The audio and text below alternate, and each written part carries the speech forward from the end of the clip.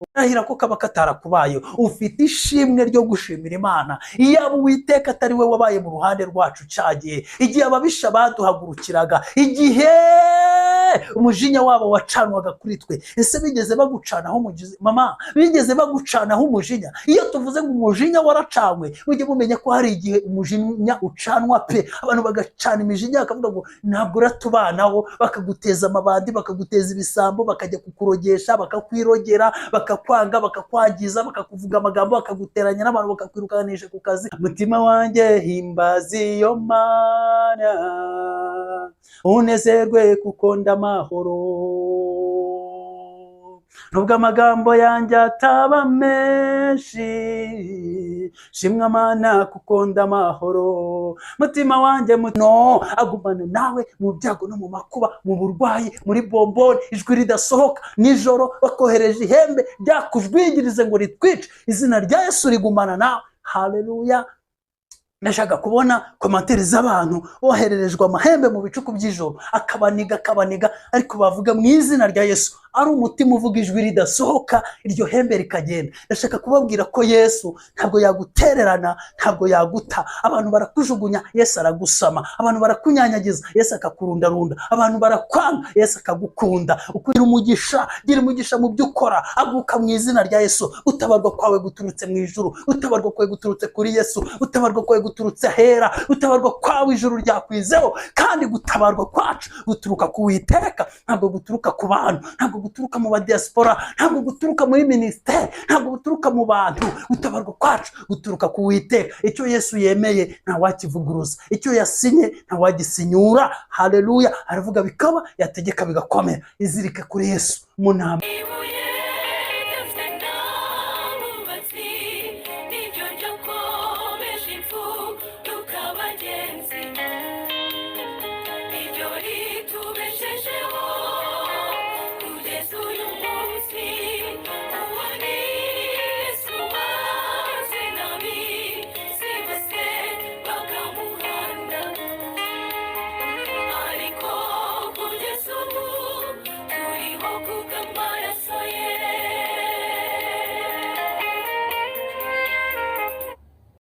Waramutse neza mwene da, Yesu nashimwe. Waramutse ute?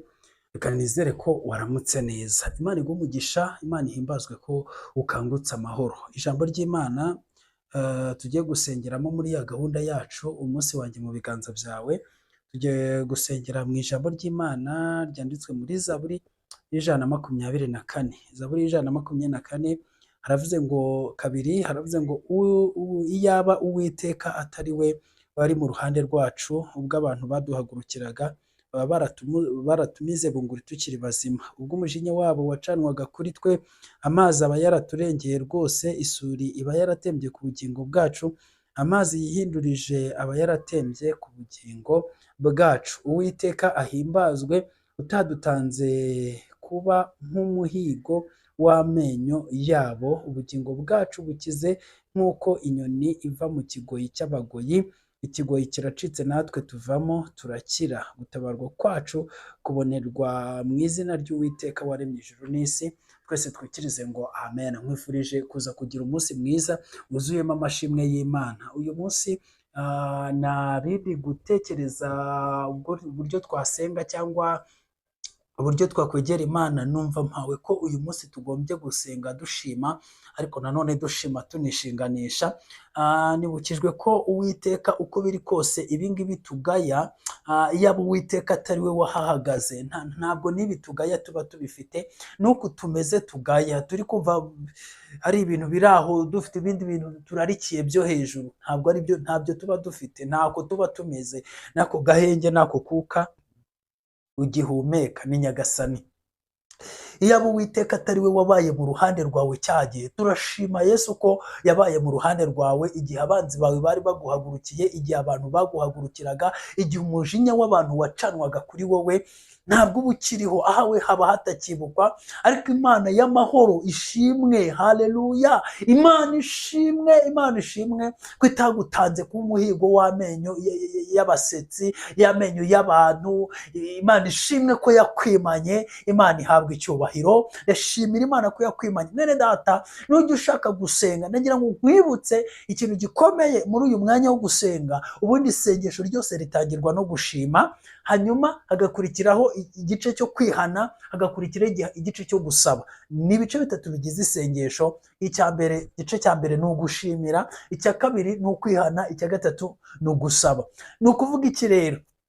Ni ukuvuga ko wowe niba ugiye gusenga, banza uzirikane ibyiza Imana yakugiriye. Wihera ku bibazo byawe, uko Imana ntabwo duhuzwa nayo n'ibibazo. Kamemo Imana ni data kandi iba yakoze byinshi. Wowe uri gusengana agahinda n'umubabaro, banza umenye ko hari n'abadashoboye kuzamura ijwi ryawe. Wowe byonyine kuba ugishobora gusohora ijwi, banza ubishimire Imana. Haleluya! Kuko ibyagushakaga, ibyaguhigaga, byari byapanze ko n'ijwi ryawe ritari bushobore gusohoka mu kanwa. Byari byapanze ko urapfa, isuri iba yaratembye ku buzima bwawe. Imana yarakwimanye. Yaratwimanye uwo Yesu inshuro ibihumbi n'ibihumbi, kandi si ibanga barabizi, n'ejo bundi yaraturamiye. Dushira impumu buri munsi iyo twibutse iyo neza. Ndirimba nk'umuvugabutumwa nyine. Yesu ngende umuhanzi, ariko ndazifite nanakoze da, iyo nabyitayeho neza ndaziririmba. Yesu ashimwe.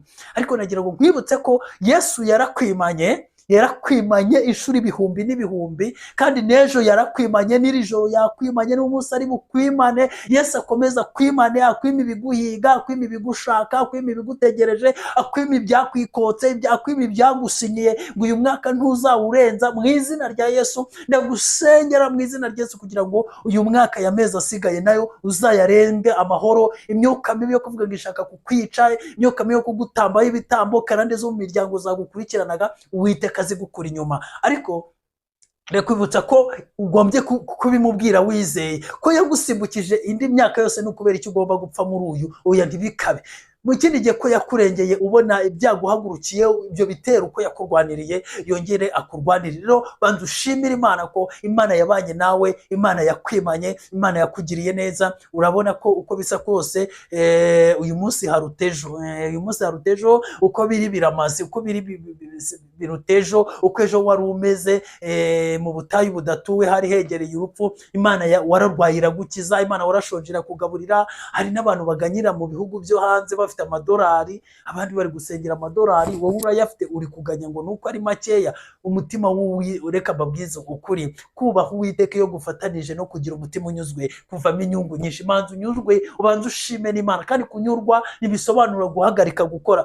Unyuzwe ntabwo bisobanura ko Imana irekera kuguha umugisha, ahubwo Imana ibona ko uri mu murongo neza. Rero reka ubwire, banza unyurwe mu mutima, ushimire Imana. Uyu munsi ndagira ngo wishakemo ishimwe. Abandi ntibagiye kwiseta bagapfirayo, wowe ko wavuyeyo watanze iki? Abandi se ntabwo bapfiriye muri ya mpanuka wakoze, abandi ko bapfuye, abandi bagacika amaguru, wowe watanze iki? Niba waranayacitse uracyariho, niba waranamugaye ariko uracyahumeka, akamuga karuta agaturo, nawe ufite impamvu yo gushima Imana. Abandi bamaze imyaka muri CHK, abantu barwaye indwara nk'iyo yawe barapfuye, abandi bamanitse amaguru, abandi bari muri bombone mu bitaro. Wowe ni ukubera icyo ukiri aho ngaho, ufite ishimwe byanga bikunda. Haleluya!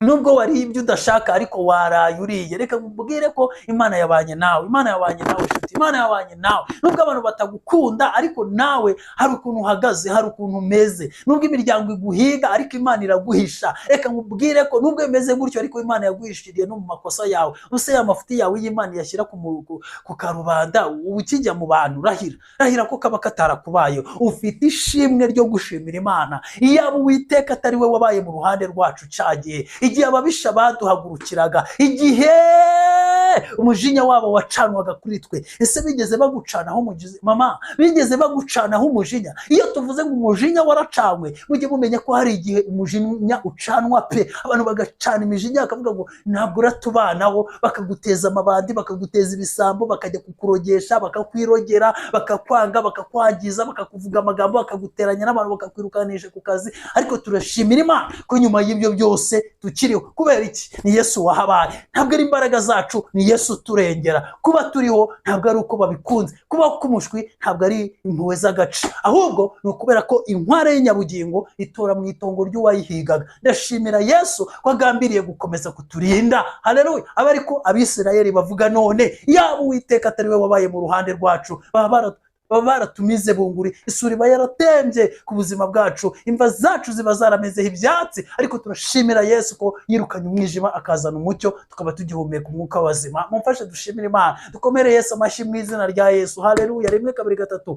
Ibyo yakoze n'ibyo yakoze n'ibyiza akora nishimwe. Imana ikwiriye gushimwa, Imana ikwiriye kubaho. Rata Mana ushimwe, uyu munsi turagushimiye pe, watugiriye neza, ineza igeretse ku yindi neza. Ibyo wadukoreye byose ni byiza. Mutima wanjye himbaza iyo Mana, unezerwe kuko ndamahoro. Nubwo amagambo yanjye ataba menshi, shimwa Mana kuko ndamahoro. Mutima wanjye, mutima we, mutima wanjye himbaza iyo Mana, unezerwe kuko ndamahoro. Nubwo amagambo yanjye ataba menshi, shimwa Yesu kuko ndamahoro. Mutima wanjye, mutima we, mutima wanjye himbaza iyo Mana, unezerwe kuko ndamahoro. Nubwo amagambo yanjye ataba menshi, shimwa Mana kuko ndamahoro. Nubwo amagambo yanjye ataba menshi, Mana ushimwe kuko ndamahoro. Haleluya. Nubwo amagambo yacu ataba menshi, nubwo twabura uko tubivuga, nubwo twabura uko tubibwira, nubwo twabura aho tubivugira, ariko Imana ishimwe kuko turi amahoro. Imana ishimwe kuko tugihumeka. Imana ishimwe ko twabyaye. Imana ishimwe ko twahetse. Imana ishimwe ko twambara. Imana ishimwe ko turiho. Imana ihimbarizwa ibyitugejejeho byose. Amen. Yesu ashimwe. Turashima Imana. Nubwo amagambo yacu ataba menshi, ariko Imana ishimwe ko turi amahoro. Turiho kandi tuzakomeza kubaho. Imana iri mu ruhande rwacu. Ijambo ry'Imana risoje rivuga iki? Risoje rivuga ngo gutabarwa kwacu guturuka ku Uwiteka. Nagira ngo nkubwire ko nongere mbasubiriremo iri jambo, nongere mbabwire ngo ibibarwanye ni ibiremwa, ariko turwanirira n'Umuremyi. Rero reka nkubwire ko gutabarwa kwacu guturuka ku Uwiteka, ni ku ijambo ry'Imana risoje rikubwira. Gutabarwa kwawe ntiguturuka kuri famiye, ntabwo guturuka ku mugabo wawe, ntabwo guturuka ku mugore wawe, ntabwo guturuka ku mwana wawe.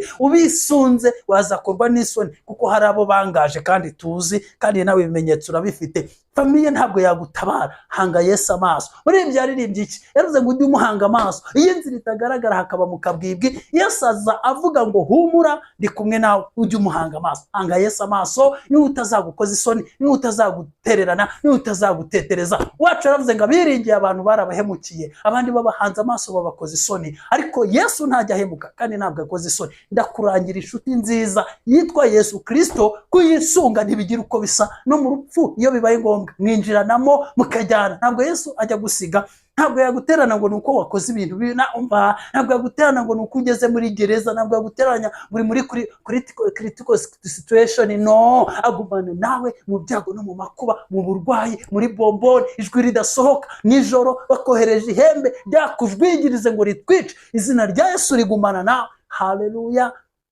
Nashaka kubona komantere z'abantu bohererejwe amahembe mu bicuku by'ijoro, akabaniga, ariko bavuga mu izina rya Yesu. Ari umutima uvuga ijwi ridasohoka, iryo hembe rikagenda. Ndashaka kubabwira ko Yesu ntabwo yagutererana, ntabwo yaguta. Abantu barakujugunya, Yesu aragusama. Abantu barakunyanyagiza, Yesu akakurundarunda. Abantu barakwanga, Yesu akagukunda. Uko niko byagendekeye Yosefu. Baramujugunye, bamujugunya mu Egiputa bagira ngo birarangiye. Ariko reka mbabwire, ntuzagire ikibazo cy'abantu bakujugunya, uko ntibazi pozisiyo Imana ihagazemo. Hari igihe bakujugunya bakaguterura aho wari uri, bakakujugunya hari bakabona uguye ku bibero by'Imana.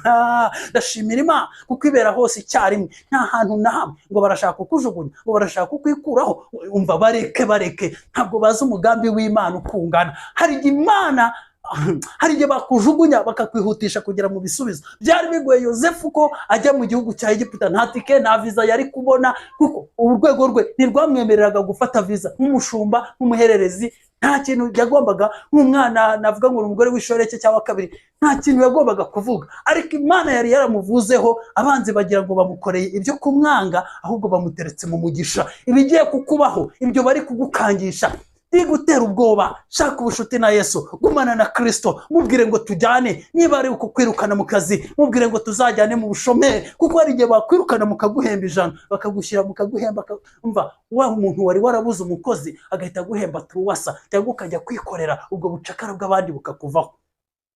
Baragukangisha iki? Hari igihe wava mu Rwanda wagera hanze bikemera, hari igihe bakwirukana hanze bagasanga umugisha wa Imana yawuteretse mu Rwanda. Ufite ikibazo cy'abakwanga, wigirana nabo ikibazo, hanga amaso Yesu. Iyi nzira itagaragara hakaba ari mu kabwibwi, Yesu azavugana nawe. Haleluya! Ujye umuhanga amaso, ati humura mwana wanjye, turi kumwe, ntabwo nzagusiga, ntabwo nzaguta, nzakugenda imbere hataringaniye, nzaharinganiza ibindizo by'ibyuma, nzabivunamo kabiri, inzugi z'imiringa ndazishwanyaguza, nzagucira inzira utambuke. Izina ry'Imana ya Yakobo nirishirwe hejuru. Hahirwa umuntu wiringira Uwiteka akamubera ibyiringiro. Wazabona n'igiti cyatewe hafi y'amazi, gishora imizi yacyo muri uwo mugezi, ntabwo kizita ku mwaka wacanyemo amapfa, ibibabi byacyo ntibizahorana ito, ahubwo no mu gihe cy'impeshyi kizakomeza kwera imbuto zacyo. Imana ishimwe, Imana ishimwe, Imana ishimwe yuko tugiye kwera imbuto no mu gihe cy'impeshyi. Umunyamahirwe no mu gihe kibi, kubera ko ufite Yesu. Umunyamahirwe no mu gihe adahari,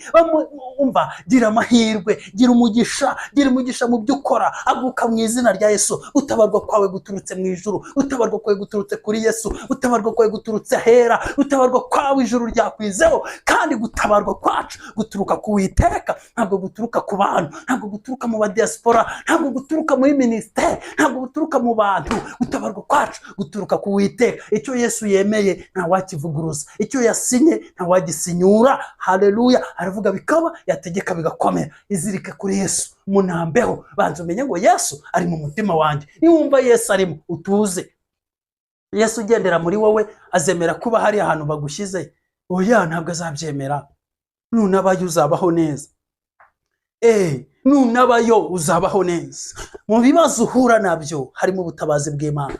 Mu ntambara urwana, Imana yemeye kurwana, harimo ukuboko kw'Imana. Muri ibyo umwe yaririmbye yuzuye umwuka, aravuga ngo ndashimira Yesu mwiza utandeka, umunsi ku munsi aba bugufi. Yesu ari kumwe natwe. Yesu ntabwo azakureka, Yesu ntazaguhana, Yesu ntabwo ameze nk'abantu, Yesu ntabwo akora nk'abantu. Abiringiye abantu barabahemukira, abandi babahanga amaso bakabakoza isoni, ariko Yesu ntabwo ajya ahemuka kandi ntakoze isoni. Ndakwifuriza mwene data gukomerera mu rukundo rw'Imana. Guhera uyu munsi ukura amaso ku bantu, ukura amaso ku kazi kawe. Mu kazi kawe amakuru akugeraho arakubwira ngo ntibizashoboka. Mu buzima urimo ntabwo bizakunda. Kubaka i Kigali ntibizakunda. Urabona nta hantu iwanyu uzagurisha.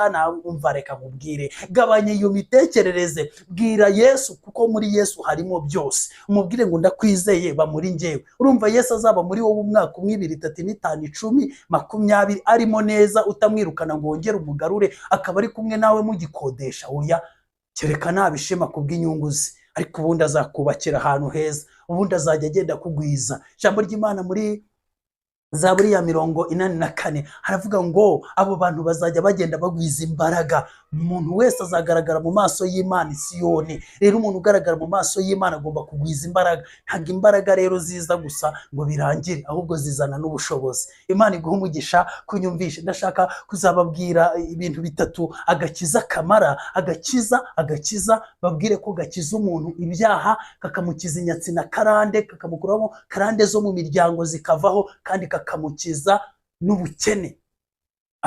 Izo rero ni akamaro k'agakiza. Ariko reka nkubwire ko Yesu Kristo uri muri wowe ni umwami. Yesu Kristo uri muri wowe arashoboye. Yesu Kristo uri muri wowe arahambaye. Yesu Kristo uri muri wowe arabasha. Imana iri muri twe irakomeye. Iyaba Uwiteka atari we wabaye mu ruhande rwacu, baba baratumize bunguri. Turashimira Uwiteka, izina rya Yesu rihabwa icyubahiro, ko Yesu atadutereranye mu byago, mu makuba, mu kaga, mu magorwa, mu ntambara twanyuzemo. Yesu wari kumwe natwe, yongeye abe kumwe natwe. Yesu wakurengeye rya joro mama n'iri joro mubane. Yesu waguhagurukije kuri cya gitanda uyu munsi yongera guhagurutse ku cyuriho, ku burwayi urimo, ku bigerageza urimo. Yesu wagutabaye muri rwa rukiko, Yesu yagusohoye muri gereza cya gihe, Yesu wakuburaniye cya gihe, Yesu waguhaye ibisobanuro utazi aho byavuye, Yesu wagutabaye rya joro, Yesu yagutabariye muri salle d'operation, Yesu wabanye nawe muri maternity mama.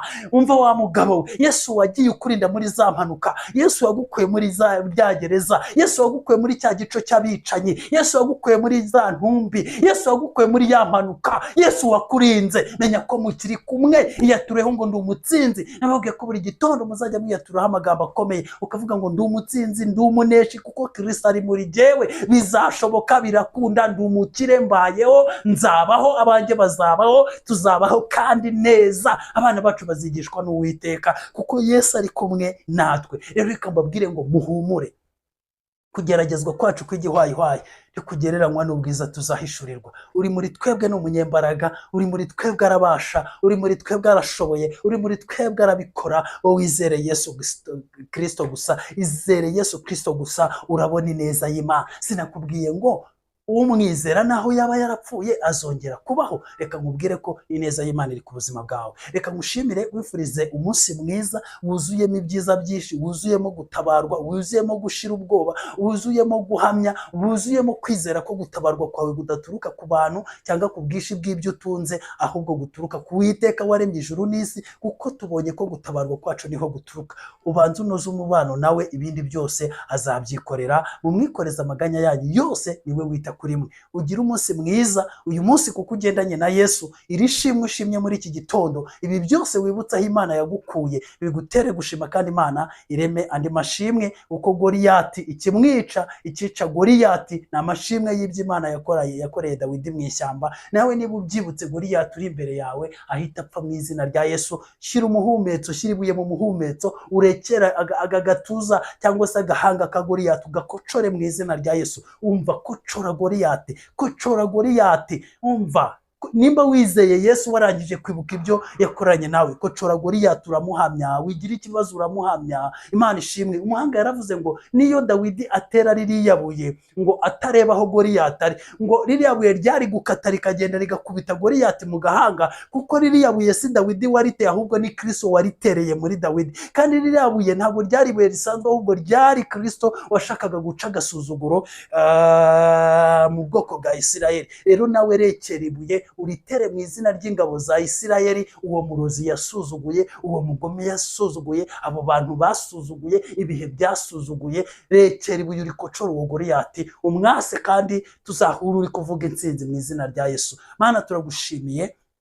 Umunsi wacu wose tuwushyize mu biganza byawe. Uhire intekerezo zacu, uhire intambwe z'ibirenge byacu, utwagure, udushyigikize amaboko yawe akomeye. Ineza y'Imana igumane natwe. Turakwakiriye kandi turakwizeye. Uturinde intekerezo mbi, uturinde ibyatuvangira, uturinde impanuka, uturinde imipango y'abadayimoni, uturinde inyatsi n'ibihombo. Uduhe umugisha, kuko ijambo ryawe riratubwiye ngo gutabarwa kwacu guturuka aho uri. Ngaho ngwino wivange mu byacu n'abacu, ubuzima bwacu bw'ubuzima busanzwe n'umwuka byose bigende neza, kandi tubone ubutabazi bwawe. Uko umuntu akwizeye bimubera uko yizeye, kandi utakwizeye umwongere kwizera, kuko niwo gutanga. Ubuntu bw'Umwami wacu Yesu n'urukundo rw'Imana gufashwa n'Umwuka Wera bigumane n'abera bose iteka ryose mu izina rya Yesu.